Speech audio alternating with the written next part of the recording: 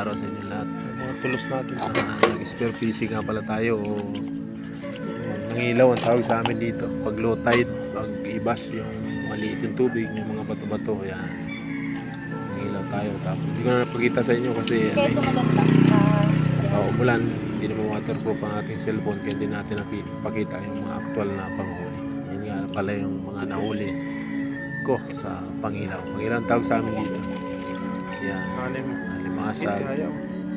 Yung malaki. Yan, itaw ko na yun. Limasag, may isda, may pusit maliit, may mga danggit, tapos meron kalanghitan o yung moray eel sa English. Libre na ang pangulam. 1 hour ka lang maglalakad-lakad dun. Yun.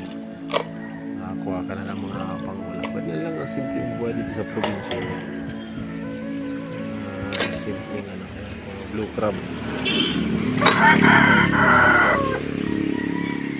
Mahal na yan. Pag sa syudad, dito sa probinsya ay nakukuha pa yan ng libre. Masipag ka lamang. May mga hipon. Mahilig po tayo sa seafoods kaya ganyan. Tsatsaga tayo mangilaw pag may ibas, pag magandang panahon, yung mga kalmado. Dami din shell. Yan, meron pa tayong mga shell.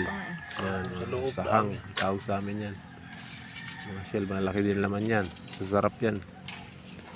Luto dito, malamang makuluan, hindi gagataan. Lulutuin sa gataan. Yan, moray eel. Sarap yan, walang tinik yan. Moray eel. Yan. Sarap po yung prito kaya agataan. Moray eel. Yan lang guys, salamat.